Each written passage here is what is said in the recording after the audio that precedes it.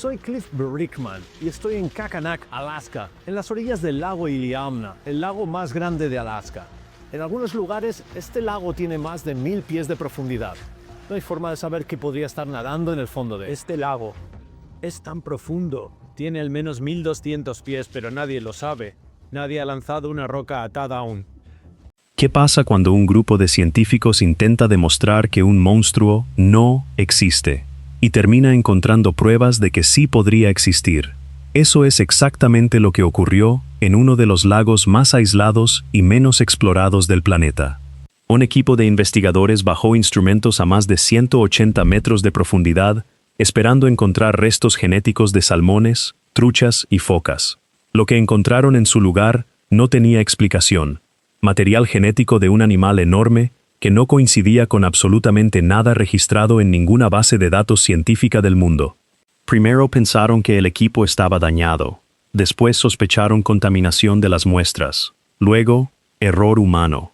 Pero repitieron la prueba 3 veces, en laboratorios distintos, con muestras tomadas en semanas diferentes, y el resultado imposible volvió a aparecer una y otra vez.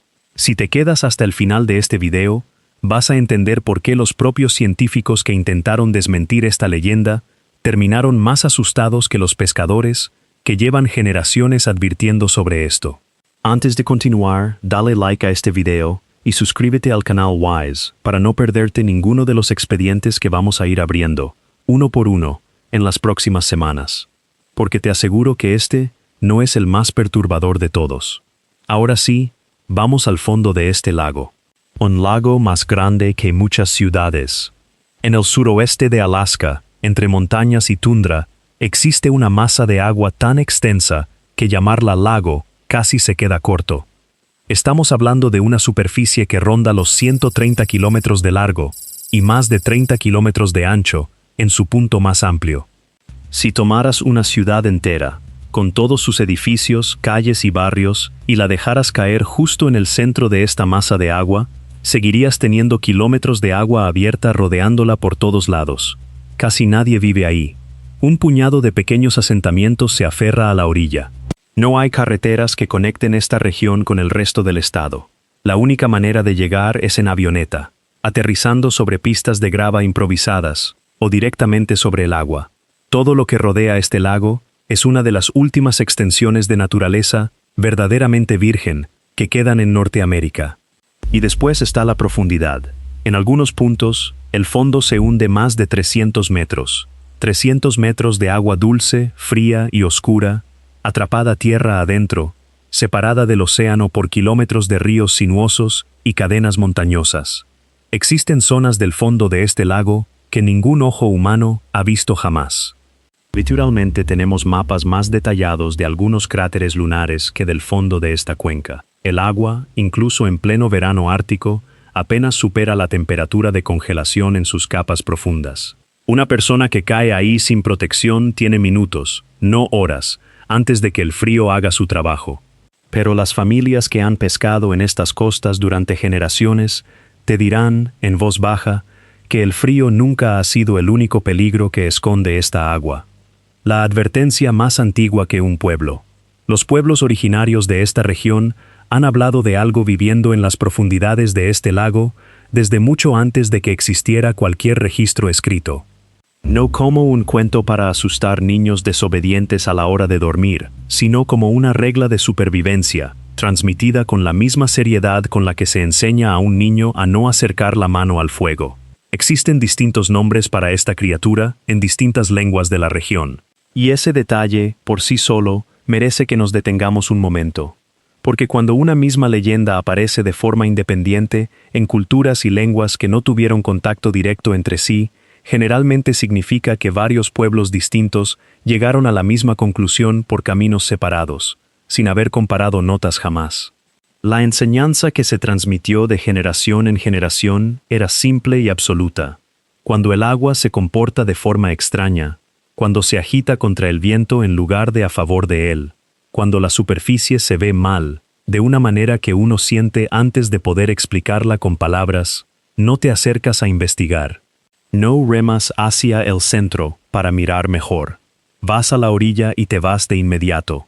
Reglas tan específicas, tan innegociables, no se inventan por entretenimiento, se forjan a partir de una pérdida real. En algún punto de la larga cadena de generaciones, alguien rompió esa regla y no volvió a casa. Y la lección quedó grabada en la cultura de la única forma que realmente perdura con el tiempo. Cuando los comerciantes de pieles rusos llegaron a esta región en el siglo XVIII, buscando nutrias marinas y focas, escucharon estas advertencias de boca de los habitantes locales. Hicieron exactamente lo que casi todo forastero en esa posición suele hacer. Sonrieron y descartaron las advertencias como simple superstición, el miedo de gente que, según ellos, aún no había aprendido a ver el mundo natural con ojos educados. Pero sus propios diarios cuentan una historia distinta, entradas posteriores, escritas con la misma letra fría y calculadora de hombres, cuyo único negocio era contar ganancias, no folclore, describen embarcaciones golpeadas desde abajo, por algo que nunca llegaron a ver. Hombres lanzados por la borda en aguas que deberían haber estado en completa calma.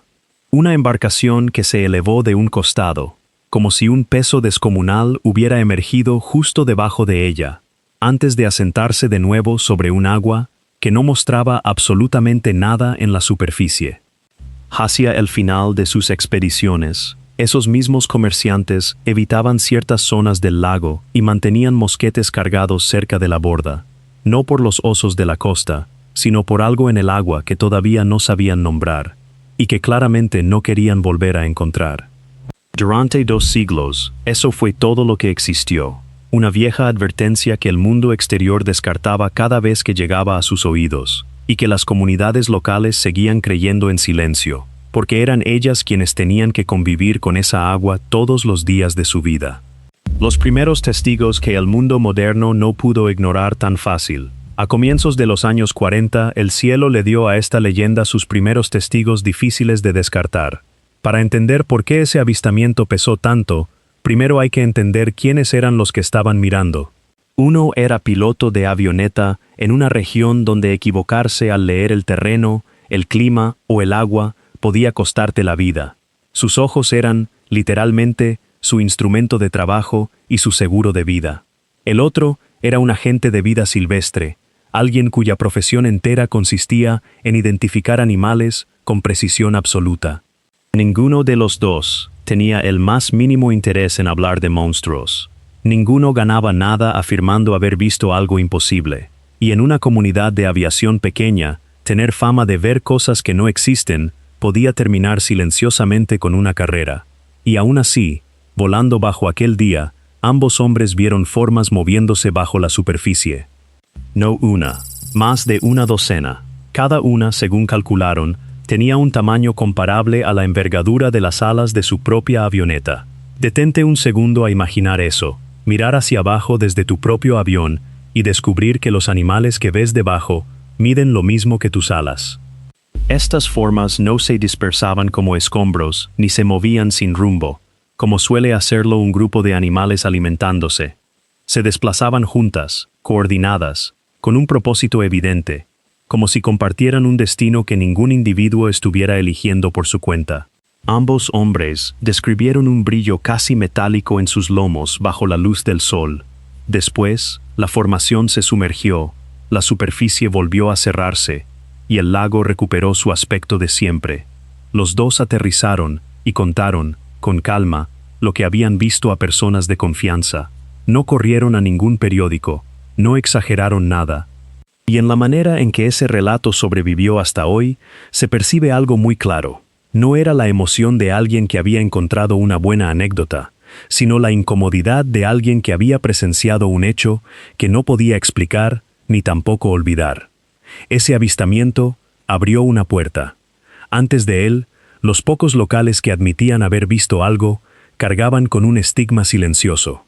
Pero que 2 hombres de esa reputación dijeran lo que dijeron hizo que, de repente, fuera un poco menos ridículo para otros admitir lo que también habían visto. Y una vez que esa puerta se abrió, los reportes no llegaron en cuentagotas. Llegaron en oleadas, década tras década, de personas con ojos igual de entrenados y sin ninguna razón para mentir. Décadas de testigos que no se conocían entre sí. Años después, un piloto experimentado volaba una ruta que había recorrido cientos de veces, con el agua completamente en calma bajo un sol bajo, cuando dos formas oscuras comenzaron a emerger hacia la superficie de manera lenta y deliberada, algo que él mismo describiría después como imposible de sacarse de la cabeza. Calculó que cada una medía unos 9 metros, varios metros más que su propia avioneta, con una hilera de protuberancias a lo largo del lomo que rompían la superficie y volvían a hundirse, tal como se dibuja a una serpiente marina en las viejas ilustraciones. La explicación fácil estaba ahí, disponible para cualquiera: ballenas. Formas oscuras y enormes en agua fría del norte. Decir la palabra ballena y la mayoría asiente y sigue adelante. Pero este piloto rechazó esa salida fácil, y su razonamiento vale la pena analizarlo, porque las ballenas viven en el océano, y esto no era el océano. Era un lago de agua dulce, a más de 100 kilómetros tierra adentro, detrás de un río largo y sinuoso, en una cuenca donde ninguna ballena tendría razón alguna para estar. Para llamarle ballena a lo que vio, primero habría que explicar cómo llegó hasta ahí y cómo sobrevivió. Y en el momento en que intentas responder eso, te das cuenta de que no resolviste el misterio, simplemente le pusiste otro nombre. Coloca este testimonio junto al de los pilotos de los años 40 y observa lo que se empieza a construir. Hombres distintos, décadas distintas, sin contacto entre ellos, sin una historia compartida que ensayar, sin ningún motivo para coordinar sus respuestas. Y sin embargo, las descripciones siguen apuntando al mismo lugar estrecho y específico. Otros testimonios llegaron desde el agua misma, no desde el aire. Una mujer que navegaba en una pequeña embarcación sintió, antes de ver nada, algo enorme pasar justo debajo del casco. Masas oscuras, más de una, cada una más larga que su propio bote. Nunca subieron a la superficie. No necesitaban hacerlo. Se movieron por debajo y la embarcación se sacudió con fuerza, de la manera en que solo se sacude una embarcación pequeña cuando algo masivo desplaza el agua a su alrededor. Ella se sujetó con fuerza y esperó, que es lo único que se puede hacer en ese momento, esperar a que el agua decida si te va a dejar ir. La dejó ir. Pero piensa en lo que una experiencia así le hace a una persona. Sentir la escala de algo a través de las plantas de los pies, a través de la madera del casco, sin llegar a ver jamás qué lo causó. Saber, sin ninguna confirmación visual, que lo que acaba de pasar por debajo tuyo es más grande que la propia embarcación que te mantiene a flote. Ese es un miedo que no se fotografía, es un miedo que se carga por el resto de la vida. Una tarde que 17 personas vieron lo mismo, al mismo tiempo. Y después llegó la tarde que debería quitarle el sueño a cualquier escéptico. Porque esta vez no fue un piloto solo en el cielo, ni un navegante asustado y solo sobre el agua. Fue toda una orilla reunida, gente común, de pie, uno junto al otro, con el lago extendiéndose frente a ellos. A unos 180 metros de distancia, la superficie se rompió, no una vez. Varias formas de gran tamaño emergieron juntas, visibles para toda la multitud en el mismo instante. El número de testigos registrados para esa tarde fue 17. 17 personas, de pie, observando exactamente el mismo punto del lago, en el mismo momento, todas viendo lo mismo suceder frente a ellas. Aplica ahí las explicaciones escépticas de siempre, y observa cómo cada una se derrumba. Un solo testigo cansado puede confundir un tronco flotante con algo más. Puede confundirse por cómo la luz cae sobre agua fría. Dos testigos podrían alimentar mutuamente su imaginación, podrían terminar convenciéndose el uno al otro de lo que desean haber visto. Pero 17 personas observando simultáneamente el mismo punto exacto ya no es el error de un par de ojos cansados. Eso es un evento, y la única pregunta honesta que queda en pie es qué fue exactamente lo que ocurrió ahí esa tarde. Cuando el dinero entró en la búsqueda, con el peso de tantos testimonios acumulados, la presión se volvió imposible de ignorar, y fue justo en ese punto cuando entró en juego el dinero de verdad. A finales de los años 70, un periódico puso sobre la mesa una recompensa de $100,000 para quien pudiera traer una prueba irrefutable, una fotografía nítida, un cuerpo, algo que el mundo no pudiera cuestionar. Y quienes salieron a buscar esa recompensa no llegaron con historias de fogata. Llegaron con submarinos de exploración, equipos de sonar e hidrófonos diseñados para captar lo que el oído humano jamás podría escuchar por sí solo. Cartografiaron lo que pudieron del fondo, bajaron instrumentos a través de la termoclina, hacia aguas apenas por encima del punto de congelación. Y pasaron largas noches de verano ártico escuchando. Los $100,000 nunca fueron reclamados, ningún cuerpo salió a la superficie. Ninguna fotografía lo suficientemente clara apareció como para silenciar a los escépticos. Según el estándar estricto de la recompensa, la expedición fracasó por completo. Pero eso no es lo mismo que no encontrar nada, porque el propio equipo dejó registros que los investigadores no lograron explicar del todo. Los operadores de sonar registraron grandes retornos en movimiento, a profundidades donde nada del inventario conocido del lago debería estar desplazándose. Los hidrófonos captaron sonidos bajos y desconocidos, que no coincidían con ningún catálogo de llamados de animales conocidos. Después, llegó evidencia que no dependía de ningún testigo vivo, el tipo de evidencia que se puede sostener con las manos, y aún así, sigue sin explicación. Pescadores empezaron a subir redes que no se habían enganchado en rocas, ni desgastado por uso normal. Estaban cortadas de forma limpia, seccionadas con una fuerza capaz de partir líneas, diseñadas para soportar medio tonelada de peso. Cascos de embarcaciones regresaban a puerto con profundos surcos paralelos por debajo de la línea de flotación, tallados en la madera en zonas de agua demasiado profunda y demasiado lejos de la orilla como para que cualquier roca o arrecife los hubiera causado. En una ocasión, un pescador regresó visiblemente conmocionado, describiendo algo que había golpeado su casco a casi 200 metros de profundidad. Al sacar la embarcación para revisarla, las marcas eran curvas, espaciadas de manera uniforme, formando un patrón muy similar al de una hilera de dientes. Marcas con forma de mordida, talladas en madera, a una profundidad mayor que la altura de un edificio de 15 pisos, en un lugar donde, oficialmente, no existe nada capaz de morder así. La teoría científica más razonable que se propuso fue la presencia de un gran tiburón de aguas profundas, capaz de tolerar agua dulce y de recorrer largas distancias río arriba, algo documentado en otras partes del mundo. Es una hipótesis sólida, precisamente porque no requiere creer en nada que no exista ya en algún rincón del planeta. Pero esa teoría también se tambalea en cuanto se examina de cerca. Jamás se ha capturado un solo ejemplar de esa especie en este lago, ni un solo espécimen confirmado en más de 40 años de búsquedas serias. Y los testigos, una y otra vez, describen animales mucho más grandes que el ejemplar más grande jamás registrado de esa especie. Peor aún, describen coordinación, formas moviéndose juntas, en formación, varias masas emergiendo al mismo tiempo frente a una multitud de 17 personas. Eso, sencillamente, no es un comportamiento típico de esa especie, que suele ser solitaria por naturaleza. La mejor explicación científica disponible encajaba con el frío. Encajaba con la profundidad, pero se quebraba por completo frente al tamaño y frente a la cantidad de individuos descritos. Durante décadas, el expediente se quedó exactamente ahí, evidencia física real, una teoría plausible pero incompleta, y ninguna resolución a la vista. La ciencia moderna vuelve a abrir el caso. Entonces, la región comenzó a calentarse más rápido que casi cualquier otro punto del planeta, y una nueva generación de investigadores decidió que las viejas preguntas merecían una segunda mirada, esta vez con herramientas que los buscadores de los años 70 ni siquiera podían imaginar.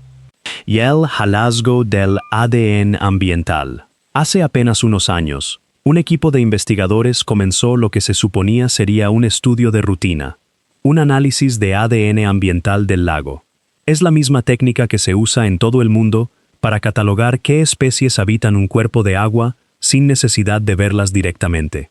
Se recolectan muestras de agua a distintas profundidades, se filtra el material genético suspendido en ellas, y se compara ese material contra una base de datos global, construida a partir de décadas de catalogación de casi todas las especies conocidas del planeta.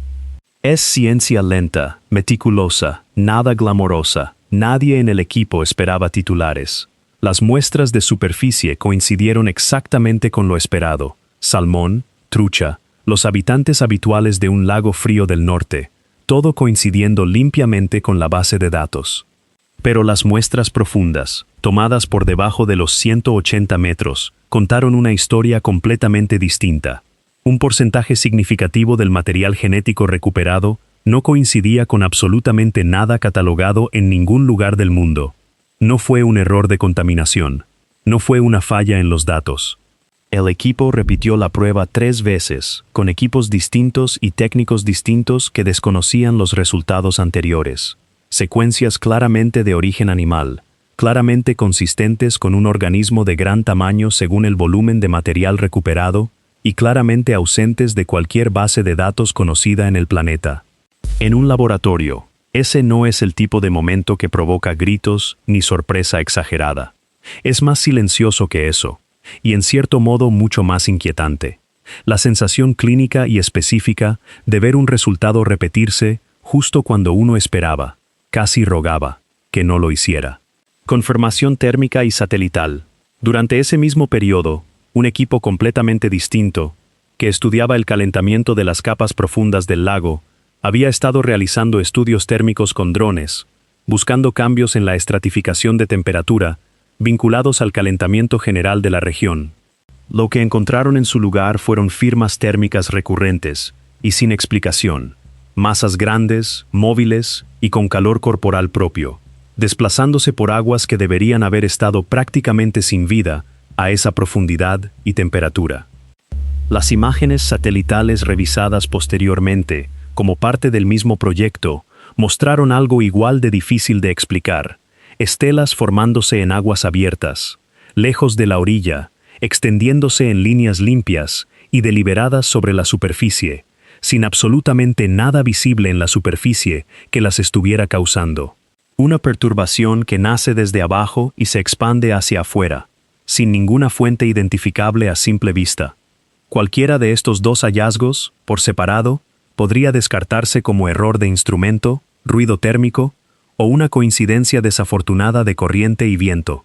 Pero al colocarlos directamente encima de los resultados del ADN ambiental, obtenidos por un equipo completamente distinto trabajando en una pregunta completamente distinta, dejaron de parecer ruido. Empezaron a parecer corroboración.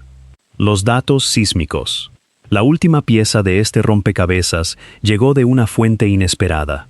Años atrás se habían instalado sismógrafos alrededor de la cuenca del lago con un propósito completamente ajeno: monitorear la actividad tectónica menor, común en la región. Enterrado dentro de años de datos acumulados, un asistente de investigación que revisaba el archivo para un proyecto distinto notó algo que nadie había buscado específicamente: un patrón de vibración de baja frecuencia, rítmico, que se repetía a intervalos semirregulares, concentrado casi por completo cerca de la sección más profunda del lago. No era geológico.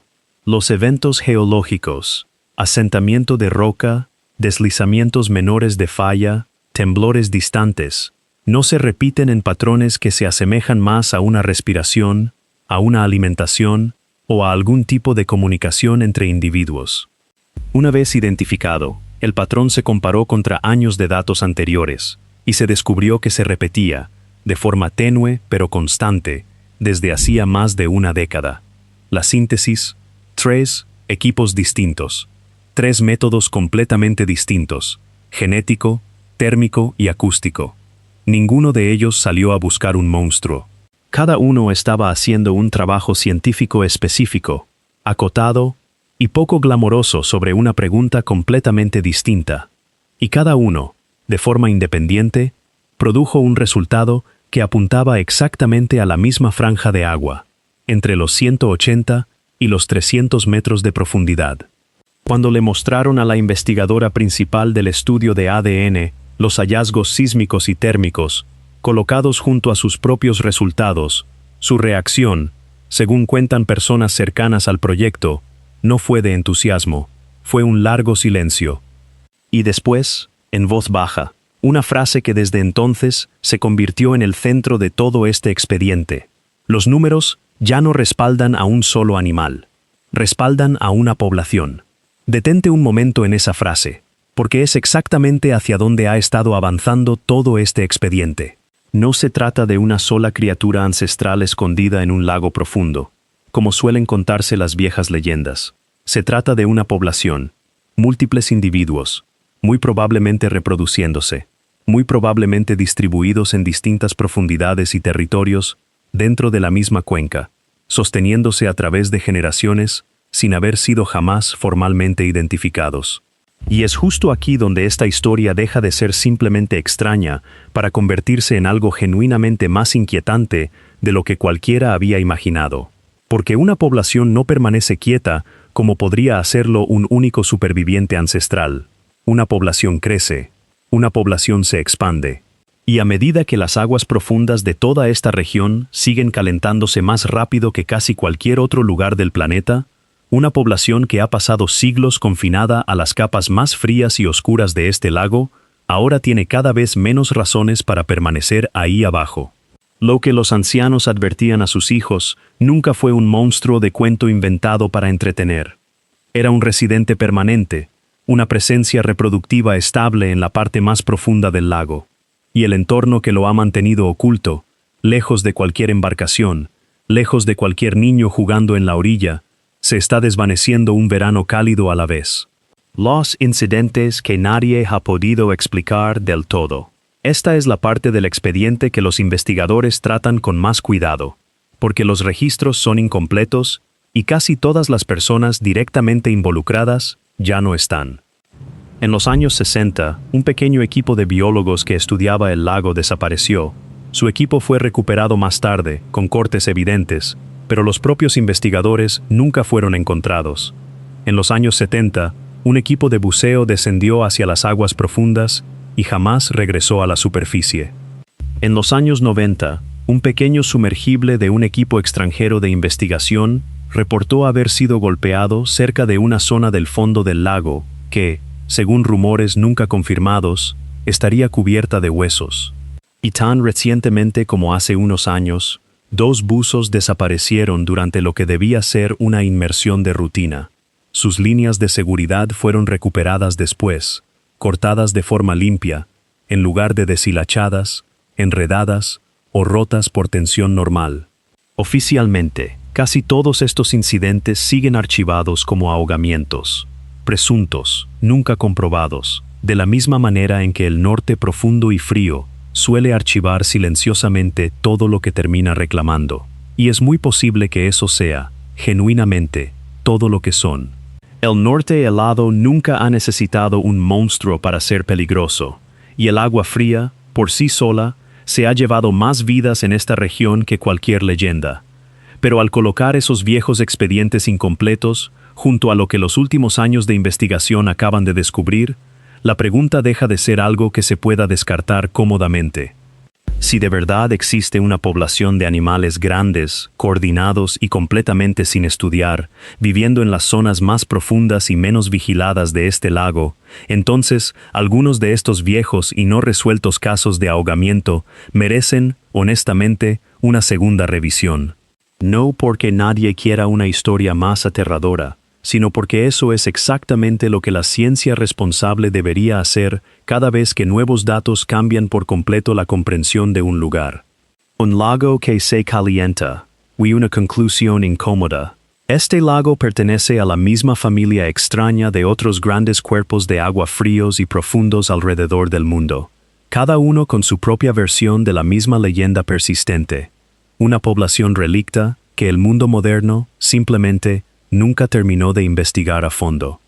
Para la mayoría de esos lugares, el misterio se ha mantenido exactamente así, una pregunta permanente, siempre a una sola medición de distancia de convertirse en prueba. Pero este caso podría ser el primero en el que los datos dejaron de ser puramente circunstanciales. Material genético que no coincide con nada conocido, firmas térmicas sin explicación convencional, patrones acústicos que se comportan menos como geología y más como comunicación. Por separado, ninguno de estos hallazgos prueba nada por sí solo. Pero juntos, provenientes de 3 esfuerzos de investigación completamente independientes que convergieron en las mismas coordenadas, representan lo más cerca que la ciencia moderna ha estado jamás de cerrar un expediente de este tipo. Y lo que encontró del otro lado no fue alivio. Fue una población en crecimiento, viviendo en un lago que se calienta, con cada vez menos razones, año tras año, para permanecer confinada en la oscuridad. Así que esto es, en resumen, lo que deja este expediente sobre la mesa. No hay una fotografía guardada en un laboratorio, no hay un espécimen capturado esperando ser revelado, y no existe una sola prueba que nos dé una respuesta fácil. Lo que sí existe son 3 métodos científicos independientes, ejecutados por 3 equipos separados, que no tenían ningún interés en demostrar la existencia de monstruos. Y aún así, los 3 apuntan exactamente a la misma franja de agua, y los 3 llegan a la misma conclusión incómoda. Repasa todo lo que viste en este video, la docena de formas moviéndose en formación bajo la avioneta en los años 40, las marcas con forma de mordida talladas en un casco a 200 metros de profundidad, las secuencias de ADN que no coinciden con nada conocido en la Tierra, y ese patrón sísmico que se comporta casi como una respiración en la oscuridad. De todo lo que acabas de escuchar, ¿cuál de estos detalles te resulta imposible de explicar? ¿La formación extraña? ¿El daño sin explicación? ¿El ADN no identificado? ¿O esa inquietante señal sísmica? Déjame tu respuesta en los comentarios. Cuéntame exactamente dónde te paras tú frente a esta historia. Y si te gustó este expediente, ya sabes qué hacer. Dale like. Comparte este video con alguien a quien le encanten estos misterios. Y sobre todo, suscríbete a Wise y activa la campanita, porque el próximo expediente ya está esperando, en aguas todavía más frías y mucho, mucho más oscuras que esta. Nos vemos en el próximo video.